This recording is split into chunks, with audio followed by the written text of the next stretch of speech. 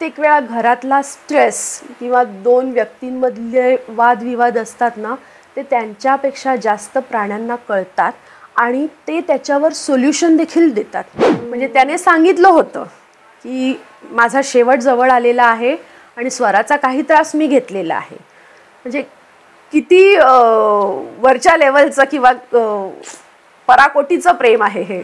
तुम्ही समृद्ध होत जाल एक माणूस म्हणून. म्हणजे प्राण्यांचं कसं असतं, प्राण्यांचं विश्व काय आहे, त्यांच्यासाठी आपण कुठे आहोत, तर त्यांच्यासाठी आपण परमोच्च बिंदू असतो. थोडक्यात काही वेळा तुम्ही जर टू द पॉईंट प्रश्न विचारले आणि जर प्राणी तुमच्याशी तेवढ्या लेवलला कनेक्ट असतील तर ते CCTV सारखे सुद्धा काम करतात.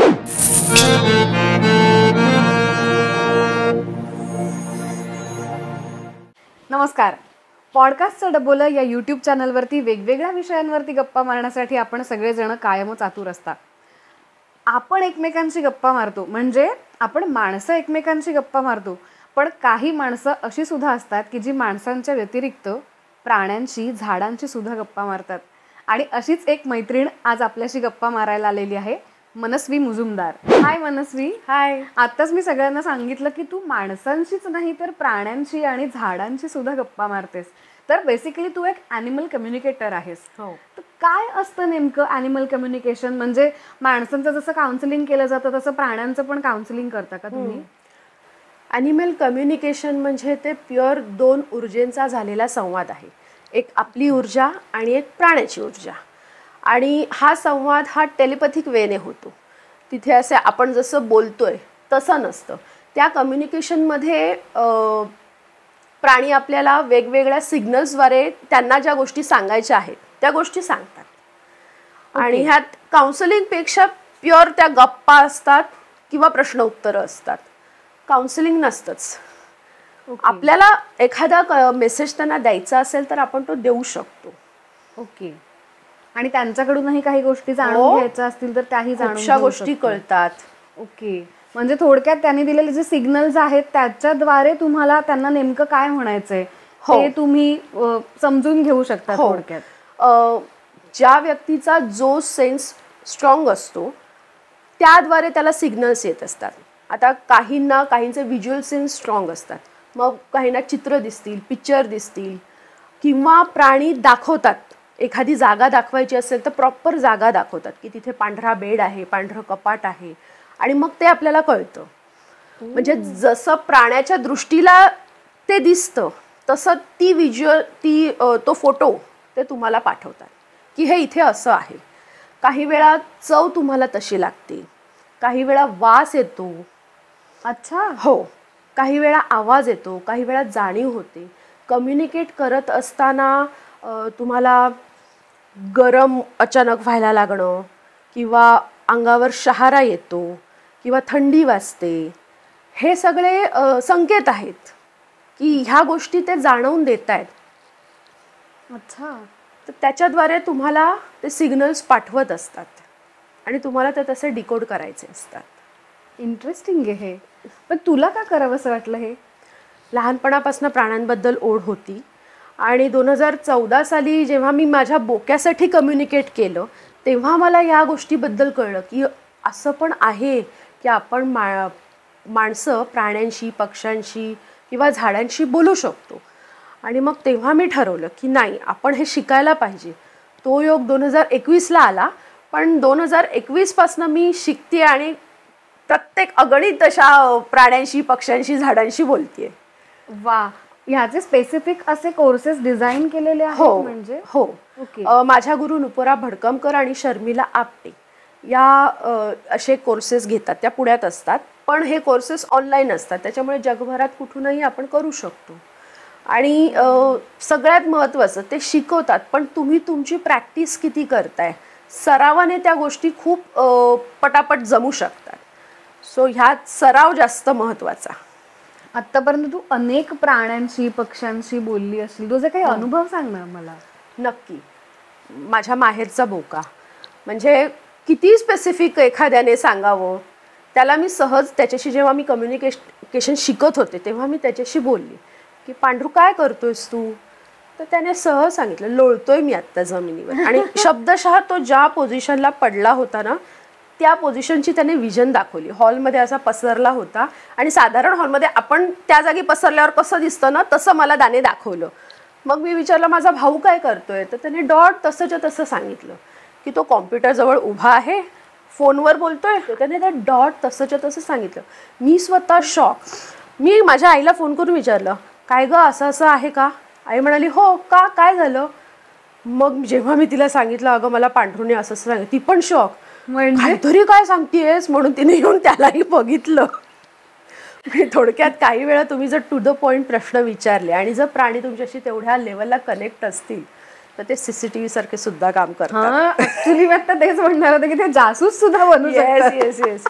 म्हणजे कित्येक वेळा घरातला स्ट्रेस किंवा दोन व्यक्तींमधले वादविवाद असतात ना ते त्यांच्यापेक्षा जास्त प्राण्यांना कळतात आणि ते त्याच्यावर सोल्युशन देखील देतात. की आईला हो प्राणी चूक बरोबर ह्यात ते जास्त पडत नाहीत, पण ती गोष्ट घडू नये ही जेव्हा त्यांची मनापासून इच्छा असते ना तेव्हा ते सोल्युशन पण देतात. एक माझी क्लायंट होती, त्यांच्याकडे लवबर्ड्स होते आणि मेल फिमेल असे 2 होते. आणि जेव्हा घरात त्यांच्या वादविवाद म्हणजे चालू होते काही कारणामुळे आणि त्या वादाचा किंवा त्या स्ट्रेसचा परिणाम त्या 2 पक्षांवर होत होता आणि त्यांना प्रायव्हसी मिळत नव्हती. त्या स्ट्रेसमुळे प्रजनन करण्याकरता त्यांना अडचणी येत होत्या. तर जेव्हा तिने मला विचारलं तेव्हा मी त्या लवबर्डशी संवाद साधला. तेव्हा त्यांनी सांगितलं की आमचा पिंजरा घराच्या बाहेर गॅलरीत लावायला सांगा आणि आईला सांग प्लीज जास्त नको रागवत जाऊस. आणि तिने ते पाळलं आणि 3 महिन्यानंतर त्यांनी ती अंडी दिलेली आहेत. ओके. हो. बर. मला असं कळलं की तू माशाशी पण कम्युनिकेट केलं होतं. माशाशी कम्युनिकेट केलं होतं. माझ्या मैत्रिणीकडे त्यांनी गोल्डफिश आणले होते आणि पटापट ते मरत होते. तर तेव्हा ती म्हणाली अगं काय होतं बघ ना जरा विचार ना, आमच्याकडनं जे आम्हाला सांगितलं ते सगळं आम्ही फॉलो करतोय पण काही जमत नाही आणि ते मरतायत मासे. तर तेव्हा जेव्हा माशाशी कम्युनिकेट केलं त्यातला एक मोठा मासा होता, म्हणजे आता त्यात जवळजवळ 7-8 मासे होते. तर मी हे विचारलं की बाबा मी कोणाशी बोलतीये, तर त्याने स्वतः असं येऊन मला दाखवलं की हो मी बोलतोय. त्यातल्या त्यात जो मोठा मासा होता त्याच्याशी मी कनेक्ट झाले होते. त्याने तिला ॲडवाईस दिली होती की 7-8 दिवस असं ठेवलेलं जुनं पाणी आमच्या टँकमध्ये वापरा, फ्रेश वॉटर वापरू नका. त्याच्यानंतर पाण्याचं टेम्परेचर वाढतंय त्याच्यामुळे आम्हाला सर्व्हाइव्ह करणं कठीण जात आहे. सो प्लीज तुम्ही पाण्याचं टेम्परेचर मेंटेन राहील असं बघा. क्लोरीन कंटेंट पाण्यामध्ये जास्त आहे तर तो न्यूट्रलाइज करायला किंवा बॅलन्स करायला एक सोल्युशन मिळतं. हे त्याने अनुभवलं असणार कारण ते जे विकतात फिश टँक वगैरे घेऊन असतात तर त्यांच्याकडे ते सोल्युशन वापरतात. तर ते माशाने सांगितलेलं आणि त्या सगळ्या गोष्टी मैत्रिणीने केल्या आणि आता मासे ते मरत नाही आहेत, छान त्यांचे ते एन्जॉय करतायत. बरं, हा सगळा जो संवाद आहे तो फक्त अशा पाळलेल्या किंवा घरातल्या प्राण्यांशीच होऊ शकतो की स्ट्रे जे असतात किंवा आपल्या आजूबाजूला अनेक प्राणी फिरत असतात त्यांच्याशी पण असा संवाद होऊ शकतो? हा सगळ्या लिव्हिंग थिंग बरोबर संवाद होतो. प्राणी, पक्षी, झाडं, लँडस्केप ह्या सगळ्याबरोबर आपण कनेक्ट करू शकतो आणि त्यांच्याकडनं ते व्हिज्युअल्स येतात. म्हणजे बघ ते जंगली प्राणीसुद्धा येतात. कित्येक जणं किंवा कित्येक कम्युनिकेटर्स जेव्हा जंगल सफारी वगैरे करतात तेव्हा त्या लँडस्केपला तिथल्या प्राण्यांना विनंती करतात की आम्ही या दिवशी येणार आहोत तर प्लीज आम्हाला दर्शन द्या. आणि येतात प्राणी, तुम्हाला कन्फर्मेशन देतात की ठीक आहे आम्ही येऊ, किंवा प्राणी सांगतात की नाही ही आमची झोपायची वेळ आहे यावेळी येऊ नका आणि मग तुम्ही यावेळी आलात तर तुम्हाला प्राणी दिसतील असं सांगतात आणि ते दिसतात. खूपशा गोष्टी आहेत ज्या आपल्याला समजत नाहीत पण त्या अस्तित्वात असतात, त्यातली ही गोष्ट आहे. ओके. मला आणखीन एक अशी गोष्ट विचारायची आहे की बऱ्याचदा असं होतं ना की घरात पाळलेले आपण जे प्राणी असतात तर त्या प्राण्यांचं कसं होतं की अनेक जण त्यांचे खूप लाड करतात, म्हणजे त्यांना खरंच त्याची गरज आहे का नाही याचा विचार नाही करत, पण आमच्या घरातल्या मुलाप्रमाणे आमचं बाळच आहे असं म्हणून त्याच्यावरती अलोट प्रेम करत राहतात.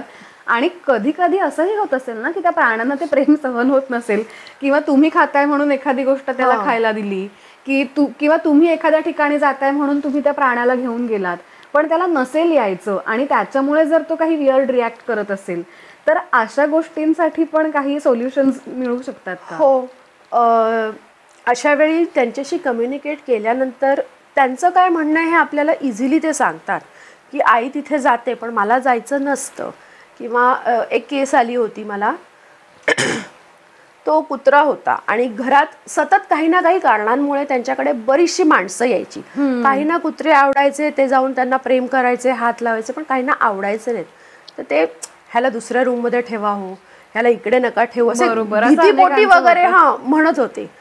तर ते त्याला आवडायचं नाही. आणि मग त्याने मेसेज खूप क्लिअर सांगितलं की आईला सांगत जा की जेव्हा पाहुणे येतील ना तेव्हा मला बाहेर नको ठेवत जाऊस, कारण ते मला हा नको हे म्हणतात हे मला आवडत नाही. सो मी माझा आत राहीन. त्याच्यासाठी स्पेसिफिकली त्यांनी गॅलरीमध्ये अशी छान जागा, बेड वगैरे त्याचा ठेवला होता जेणेकरून त्याला बाहेरचं हे पण एन्जॉय करता येईल. तो म्हणाला मी तिथे राहणार, मी तेव्हा खाली येणार नाही. आईला सांग मला नको खाली आणत जाऊस.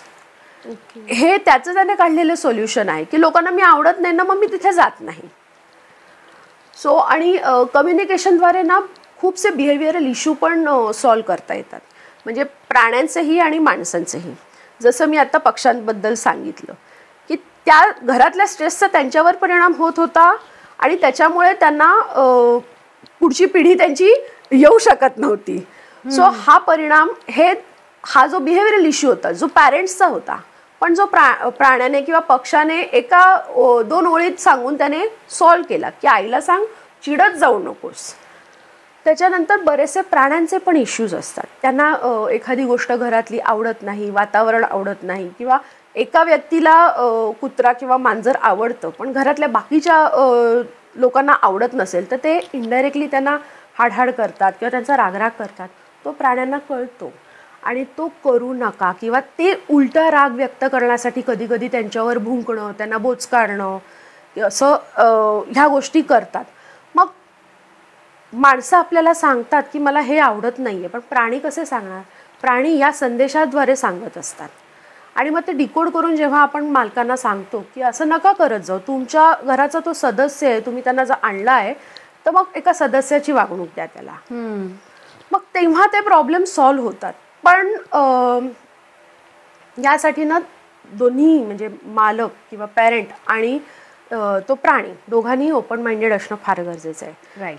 प्राणी तर असतातच कारण ते ग्राउंडेड असतात, ते निसर्गाशी खूप समरस झालेले असतात. प्रॉब्लेम आपला असतो, माणसांचा असतो.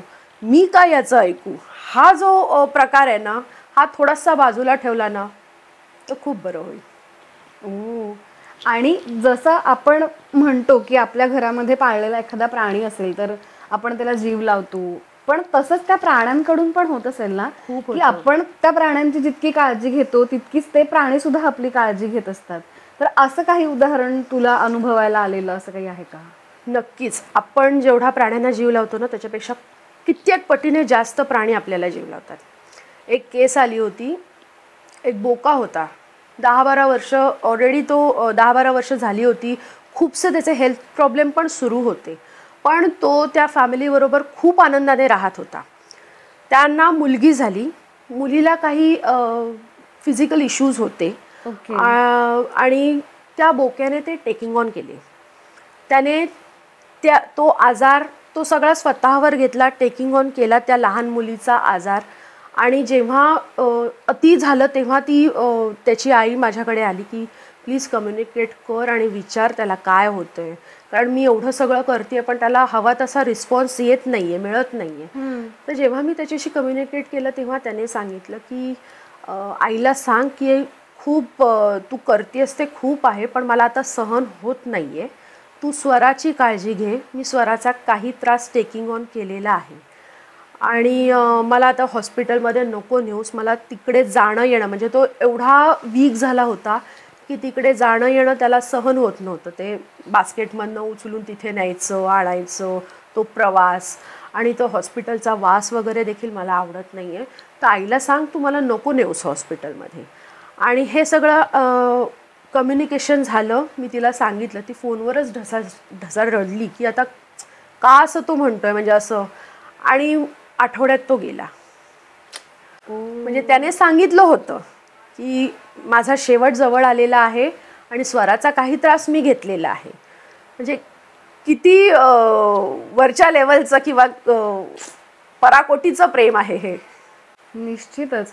म्हणजे एवढं असं घरातला एखादा माणूस सुद्धा नाही करू शकत. इतकं त्या प्राण्यांनी सुद्धा माणसांसाठी केलेली उदाहरणं आपल्या समोर येतात. प्राण्यांबरोबर जसं मगाशी तूही उल्लेख केलास की निसर्गातल्या अनेक गोष्टींशी अशा प्रकारे संवाद साधता येतो आणि तूही अशा काही झाडांशी लँडस्केप बरोबर पण संवाद साधलास, ते पण काही अनुभव सांग. माझ्याच घरातलं उदाहरण आहे. माझ्या घरी नागवेलीचं झाड होतं आणि त्याच्या बाजूला बाकीची पण मोगऱ्याचं झाड, आपली तुळस असं सगळं ठेवलं होतं. तर नागवेलीला कम्पॅरेटिव्हली कमी ऊन लागतं, पण मोगऱ्याला वगैरे भरपूर ऊन लागतं. तर त्याला ऊन लागावं म्हणून मी खाली ठेवलं. इवन तुळस देखील तिकडनं हलवली आणि 2 दिवसात नागवेल ती एकटी राहिली. तर सहज म्हणून मी तिच्याशी कम्युनिकेट केलं. तर ती खूप दुःखी आणि उदास दिसली की का सगळ्यांना हलवलंस तू, आम्ही सगळे एकत्र मजेत होतो ना. अगं म्हटलं असं असा प्रॉब्लेम आहे की त्यांना जास्त उन्हाची गरज आहे, तुला तेवढ्या उन्हाची गरज नाही आहे. तर आय एम सो सॉरी तुला त्रास झाला असेल तर. तिने ते एक्सेप्ट केलं की हां म्हणते ते बरोबर आहे. म्हटलं मी काय करू मग तुझ्यासाठी. ती म्हणाली कोणीतरी कंपॅनियन आण ग मला. आणि मग दुसरं तुळशीचं छोटंसं रोप मी आणून ठेवलं. आता छान मस्त हॅपी आहे ती. क्या बात आहे. हो. त्याच्यानंतर एक आमचे स्नेही आहेत, त्यांची बंगल्याच्या बाहेर अशी बाग होती. तर सहज मी त्यांना विथ परमिशन सांगितलं की तुमच्या बागेशी मी कनेक्ट होऊ का, कम्युनिकेट करू का. ते म्हणाले हो कर ना, काहीच हरकत नाही, काही त्रास नाही ना होणार त्याने. म्हटलं त्रास काहीच नाही होणार. तर जेव्हा मी त्या बागेशी कम्युनिकेट केलं तेव्हा बागेने मला सांगितलं की केळ्याच्या पलीकडे असं डेब्रिश टाकलं होतं त्यांनी. त्यांचं जस्ट बंगल्याचं मागच्या बाजूचं बांधकाम झालं होतं आणि ते डेब्रिश तिथे कोपऱ्यात पडलं होतं आणि तिथे केळीची 3 झाडं होती. तर बागेने सगळं सांगितलं की बाकी सगळं छान आहे, पण ते डेब्रिज आहे ना त्याच्यामुळे केळीच्या मुळांना त्रास होतोय, तर ते डेब्रिज उचलायला सांग. म्हणजे तो कचरा मला व्हिज्युअलाइज झाला.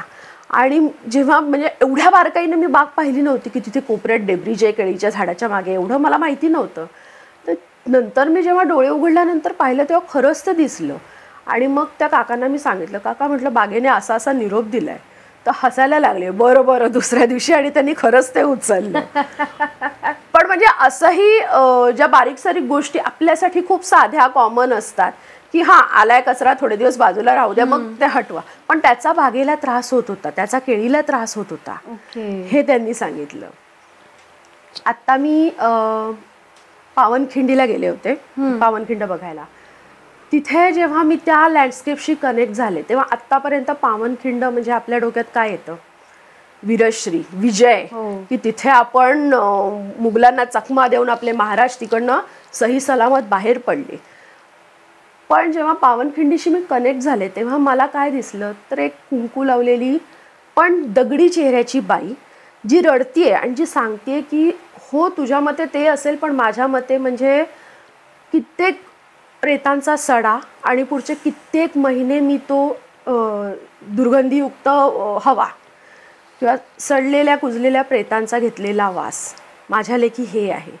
वीरश्री हा एक भाग आहे पण हे देखील तेवढंच सत्य आहे जी म्हणजे आपण माहिती नाही, आपण त्या गोष्टीचा विचारच केला नव्हता की हो हे असं पण झालं असणार. पण त्याच्यानंतर मी तिला विचारलं की मी तुझ्यासाठी मग काय करू शकते. म्हणजे ठीक आहे तेव्हा तू ते सहन केलंस, पर्याय नव्हता, आता काय करू शकते. काही नाही, ती त्या गोष्टीवर स्टेबल होती. ते लँडस्केप स्टेबल होतं की ठीक आहे जे व्हायच्या होत्या त्या गोष्टी घडून गेल्या. म्हणजे माझ्याकडनं त्याची अपेक्षा काही नव्हती. पण जेव्हा मी कनेक्ट झाले तेव्हा ती बाजू देखील दाखवली की ही बाजू तू म्हणतेस आता ही बाजू पण बघ.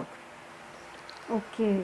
सो एक बघायची वेगळी दृष्टी प्राप्त होते म्हणतात ना तीही.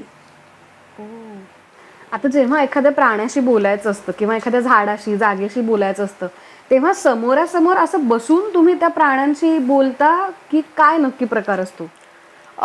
एखाद्या म्हणजे कुणाशीही बोलायचं असेल, झाड प्राणी पक्षी, तर मुळात त्या गोष्टीचा फोटो लागतो. तिथे जाऊन बसायची गरज नाहीये. हां, जाऊन बसलो तरी सेम कनेक्ट होणार आहे आणि फोटो घेऊन बसलो तरी सेम कनेक्ट होणार आहे. तर आता मोबाईल एवढे ॲडव्हान्स झालेले आहेत की आपण एका क्लिकवर सगळं करू शकतो. सो त्याचा फोटो असेल तर आपण त्याच्याशी कनेक्ट होऊ शकतो. फोटो आणि बेसिक माहिती लाईक त्या प्राण्याचं नाव, जर पाळीव प्राणी असेल तर पालकाचं नाव, ब्रीड, वय काय आहे त्याचं, ह्या सगळ्या बेसिक गोष्टी कळल्या की मग त्याच्याशी आपण कनेक्ट करणं सोपं जातं. एक अनुभव सांगते. माझ्या माहेरचा बोका आहे, त्याच्या पायाला खूप लागलं होतं आणि त्यासाठी त्याला एका संस्थेत ठेवलं होतं रिकवर होण्यासाठी आणि औषध उपचारांसाठी. पण तो तिकडे घाबरून तिकडनं पळून गेला आणि बोलवायचा यांनी बराच प्रयत्न केला पण समहाव तो आला नाही. तेव्हा म्हटलं आपण ॲनिमल कम्युनिकेटरची मदत घेतली पाहिजे. आणि ज्या माझ्या गुरु होत्या त्यांना मी कॉन्टॅक्ट केला. त्यांना सांगितलं की असं आहे तर तुम्ही कनेक्ट करू शकाल का, त्याच्याशी बोलू शकाल का, किंवा त्याला मेसेज द्यायचा आहे की ये परत, तुझ्या चांगल्यासाठी करतोय आम्ही, असं म्हणू समजू नकोस की तुला घरातनं बाहेर तिथे कायमचं ठेवणार आहोत. तर तेव्हा त्यांनी सांगितलं की नाही त्याचा फोटो पाठव. आणि त्या त्याच्याशी कनेक्ट झाल्या आणि त्यांनी जे सायन्स किंवा ज्या गोष्टी मला सांगितल्या होत्या की तिथे निळा पत्रा आहे किंवा पाण्याची टाकी आहे, तंतोतंत त्या गोष्टी मॅच झाल्या आणि त्यांनी पांढरूशी कम्युनिकेट केल्यापासनं तासाभरात तो त्या संस्थेत परत आला. म्हणजे ज्या गोष्टी पांढरूने त्यांना सांगितलेल्या त्या त्यांनी मला सांगितल्या आणि तिथे मी पाहिल्या की हो त्या गोष्टी खरंच तशा आहेत. सो तेव्हा कुठेतरी असं झालं की नाही आता हे शिकलंच पाहिजे, खूप दिवस झालेत आपण शिकूया म्हणतोय. आणि मग तेव्हा ती इच्छा खूप प्रबळ झाली आणि मी त्यांनाच विचारलं की आता पुढची बॅच कधी आहे, मला एनरोल व्हायचं आहे. म्हणजे आपण ह्याच्याकडे फक्त थेरपी म्हणून बघू शकतो का प्रोफेशन म्हणून सुद्धा ह्याचा विचार करू? प्रोफेशन म्हणून नक्की विचार करू शकतो. मी स्वतः आता हे प्रोफेशनली करत आहे, तर प्रोफेशन म्हणून तुम्ही नक्की बघू शकता. ओके. जसं तू म्हणालीस की प्रोफेशन म्हणून पण आपण ह्याच्याकडे बघू शकतो, पण जर हे प्रोफेशन म्हणून स्वीकारायचं असेल तर त्याला काय स्पेसिफिक क्रायटेरिया आहे? म्हणजे काय शिक्षण असायला हवं? क्रायटेरिया असा स्पेसिफिक शिक्षणाच्या बाबतीत नाही आहे, पण तुम्ही निसर्गासाठी, प्राण्यांसाठी तुमच्या मनात प्रेम हवं, तुम्ही तेवढे सेन्सिटिव्ह हवात, तर तुम्ही हे शिकू शकता. इझिली तुम्हाला ते करता येऊ शकतं. नाही तर थोडेसे कष्ट घ्यावे लागतील, पण जमेल. ओके. आणि आता तुझा 3-4 वर्षांचा जो काही अनुभव आहे त्या म्हणजे तुझ्या स्वतःच्या प्रॅक्टिसचा आणि त्या आधी सुद्धा तू स्वतःच्या प्राण्यांसाठी म्हणून अशा अनेक कम्युनिकेटर बरोबर बोललेली आहेस, तर या सगळ्या अनुभवांवरून तुला काय वाटतं की अशा कम्युनिकेशनची गरज काय आहे नक्की? कम्युनिकेशनमुळे आपण माणूस म्हणून खूप समृद्ध होत जातो. जे निसर्गाचं भावविश्व आहे त्यात प्रवेश करणं किंवा त्याच्याशी समरस होणं खूप सोपं जातं. जसे जसे तुम्ही निसर्गाजवळ जातात तसे तसे तुमचे प्रॉब्लेम्स आपोआप कमी व्हायला लागतात. तर तुम्ही ह्या कोर्सने ना, एक मी म्हटलं ना जसं मगाशी की निसर्गाकडे बघायची वेगळी दृष्टी तुम्हाला मिळते. हे तसंच आहे की तुम्ही समृद्ध होत जाल एक माणूस म्हणून. म्हणजे प्राण्यांचं कसं असतं, प्राण्यांचं विश्व काय आहे, त्यांच्यासाठी आपण कुठे आहोत, तर त्यांच्यासाठी आपण परमोच्च बिंदू असतो की हा माझ्या आईने मला हे सांगितलं किंवा ती माझ्यावर प्रेम करते म्हणजे झालं सगळं पावलं मला, असं असतं. पण आपण एवढे सॅटिस्फाय नसतो. बरोबर. भले आपल्यावर कोणी तेवढं प्रेम करू पण आपण तेवढे सॅटिस्फाय नसतो. छोट्या गोष्टीत समाधान मानणं किंवा आहे त्या सोर्सेसमध्ये सुद्धा व्यवस्थित राहता येणं, ह्या गोष्टी आपल्याला शिकायला मिळतात. वा. निसर्गाशी प्राण्यांशी संवाद साधण्याची एक वेगळी कला किंवा एक वेगळं शास्त्र म्हणूया आपण, त्याची तुझ्यामुळे आज या सगळ्या श्रोत्यांना, सगळ्या जे आपले प्रेक्षक आहेत त्या सगळ्यांना ओळख झालेली आहे. आणि तू खूप मनमोकळेपणाने तुझे अनुभव शेअर केलेस, त्याबद्दल तुझे खूप मनापासून आभार. थँक्यू.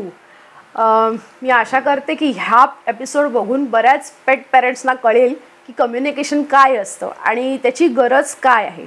तर मी तर नक्की रेकमेंड करेन, निदान एकदा तरी तुमच्या पेट बरोबर तुम्ही संवाद साधा. तुमच्या घरी प्राणी नसेल तर तुमच्या बरोबर तुमच्या आजूबाजूला राहणाऱ्या प्राण्याबरोबर संवाद साधा.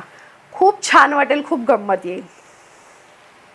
थँक्यू मला इथे बोलवलं आणि हा विषय मला मांडायची संधी दिली.